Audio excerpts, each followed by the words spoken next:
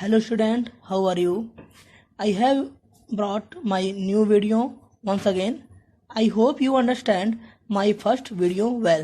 I am about to start my new topic. My topic name is image formed by plane mirror.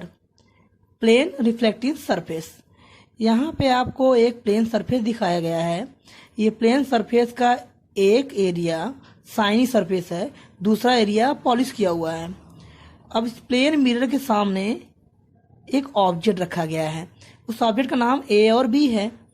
इसका जो image है वो इस mirror पे दिखाई देगा। और ये आपको मैंने पहले बताया था, ये इंसिडेंट रे है और ये रिफ्लेक्टेड रे है। इस ऑब्जेक्ट का ये पूरा पोर्शन दिखाया गया आपको, ये फिगर द्वारा है। ये इमेज है, ये ए का ए डैश, बी का बी डैश, ये इमेज बन रहा है, ये ऑब्जेक्ट है। अब इस फिगर को मैं थियरी के बेस पे आपको एक स्टेप बाय स्टेप समझाना शुरू करूंगा, जो कि यहाँ पे दिया गया है। पहला है वर्चुअल एंड इरेक्ट। यह आभासी होता है और सीधा होता है। The image do not form on screen. हम इमेज को पर्दे पे नहीं दे सकते हैं। दूसरा है लेटरली इन्वर्टेड। यह हमेशा उल्टा बनता है। इसका इमेज जो होता है वो हमेशा उल्टा दिखाई देता है। थर्ड है the size of image is equal to that of object. जो इमेज की साइज है वो इक्वल ही होगी।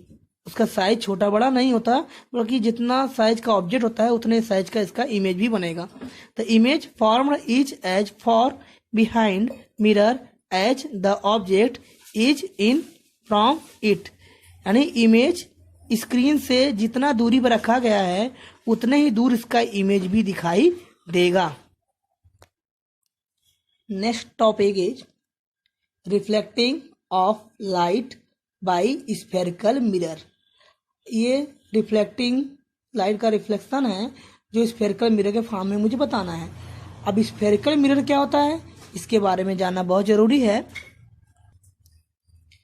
Spherical mirror mirrors whose reflecting surface are curved inward or outward spherically called spherical mirror। जो मिरर होता है उसका रिफ्लेक्टिंग सरफेस कर्व्ड होता है। ये प्लेन नहीं है, ये कर्व्ड होगा, जो कि या तो इनसाइड होगा या तो आउटसाइड होगा। इसी को हम लोग बोलते हैं स्फेरिकली मिरर। हम इस फिगर के द्वारा इसको आपको अच्छे से समझा देते हैं। मान लो कि कोई एक गोला लेते हैं। ये कांच का बना हुआ खोखला गोला है। अगर इस गोले को लेकर हम इसको एक पार्ट से डिवाइड कर दें तो ये कुछ ऐसा दिखेगा।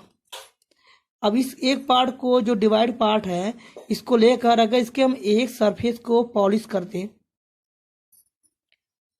तो दूसरा हिस्सा क्या हो जाएगा? शाइनी हो जाएगा। क्या हो जाएगा? शाइनी हो जाएगा, चमकदार हो जाएगा। ये दूसरा हिस्सा चमकदार हो जाएगा। अगर यही पोर्शन को हम लोग इधर काट दें तो ये पोर्शन ऐसा दिखाई देगा। अगर इसके अंदर हिस्से को हम लोग पॉलिश कर दें, इसका ये सरफेस शाइनी हो जाएगा, चमकदार हो जाएगा। इसे बोलते हैं रिफ्लेक्टिंग सरफेस। Reflecting surface.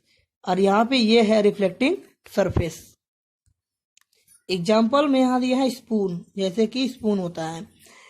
अब मान लीजिए कि किसी भी खोखले गोलों को लेकर हम इसके एक सरफेस क्या कर दिया है? पॉलिश कर दिया है। एक आउटर साइड पॉलिश किया है, दूसरा इनर साइड पॉलिश किया हुआ है। जिस हिस्से को आउटर साइड पॉलिश करते हैं तो उसका रिफ्लेक्टिंग साइड किधर हो जाएगा? अंदर की तरफ। यानी कि जो अंदर का पूरा एरिया है वो रिफ्लेक्टिंग साइड है। और इधर वाले में बाहर का, ये जो बाहर का साइड है वो रिफ्लेक्टिंग साइड है। यानी कोई भी लाइट अगर यहाँ से आके स्ट्राइक करे तो यहाँ से वो रिफ्लेक्ट होकर वापस चला जाएगा। वैसे यहाँ पे भी है, बस अंतर यही है कि ये कर्व शेप में है, इसलिए से। और जो सरफेस एरिया अंदर तक शाइनी होता है उसे कॉनकेव मिरर कहते हैं, और जो बाहर तरफ शाइनी होता है उसे कॉन्वेक्स मिरर कहते हैं। इसे कॉनकेव मिरर, इसे कॉन्वेक्स मिरर कहते हैं। जैसे कि फिगर में आप अच्छे से समझ सकते हैं। कॉनकेव मिरर को हम लोग कन्वर्जिंग मिरर भी कहते हैं और कॉन्वेक्स मिरर को हम लोग डाइवर्जिंग मिरर भी कहते हैं। If it is curved inward, यदि इसके अंदर की तरफ ये झुका हुआ हो और शाइनी सरफेस हो तो उसे कॉनकेव मिरर कहेंगे। Act on concave mirror. यदि यह बाहर की तरफ पॉलिश हो या रिफ्लेक्टिंग सरफेस हो तो यह किस तरह काम करेगा? कॉन्वेक्स मिरर की तरह काम करेगा। हम लोग इसे आसानी से पहचान सकते हैं। Next topic, few basic term related to spherical mirror. इस टॉपिक को समझना बहुत ज़रूरी है क्योंकि बिना इस टॉपिक के समझे आप न्यूमेरिकल को नहीं सॉल्व कर पाएंगे। तो न्यूमेरिकली को समझने के लिए हमें हर एक पोर्शन को डीपली समझना पड़ेगा, हर एक पॉइंट को। ये रे डायग्राम है, इस रे डायग्राम के द्वारा हम हर एक पॉइंट को आपसे डिस्कस करने वाले हैं। ये जो फिगर बना हुआ है ये कॉनकेव मिरर है और ये जो फिगर बना हुआ है ये कॉन्वेक्स मिरर है। कॉनकेव मिरर और कॉन्वेक्स मिरर दोनों में ज़्यादा डिफरेंस नहीं है, थोड़ा माइनर डिफरेंस दिखने को मिल जाएगा आपको। तो पहले मैं डिस्कस करने वाला हूँ कॉनकेव मिरर। तो कॉनकेव मिरर में आप देख लीजिए, ये जो कॉनकेव मिरर है ये कर्व सरफेस है, अंदर शाइनी सरफेस है। ये जो लाइन ड्रा की गई है इस लाइन को प्रिंसिपल एक्सिस कहते हैं और ये प्रिंसिपल जो एक्सिस लाइन गई है इसको जिस पोर्शन में काटता है उसे बोलते हैं पोल, इसको पी से रिप्रेजेंट करते हैं। अगर इस गोले को कहीं ऐसे मिला देंगे गोल सरफेस में तो उसका अपना एक सेंटर तो होगा, वही सेंटर हमारा क्या है? सी है, जिसे सेंटर ऑफ कर्वेचर कहते हैं।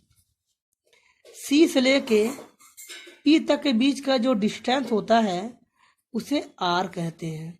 इसका नाम है रेडियस ऑफ कर्वेचर। अब जो ये एफ है इसे बोलते हैं फोकस। एफ से लेके पी तक का जो डिस्टेंस है उसे बोलते हैं फोकस लेंथ। ये पूरा डिस्कशन मैंने बताया आपको कॉनकेव मिरर के बारे में। Same to same this process convex mirror. Pole जैसे मैंने आपको ऊपर बताया ये भी पोल है। इस लाइन को बोलते हैं प्रिंसिपल एक्सिस और इसके डिस्टेंस को बोलते हैं फोकल लेंथ। ये हमारा फोकस पहले ही से दिया हुआ है। पी और सी के बीच का डिस्टेंस क्या है? आर, इसे रेडियस ऑफ कर्वेचर कहते हैं।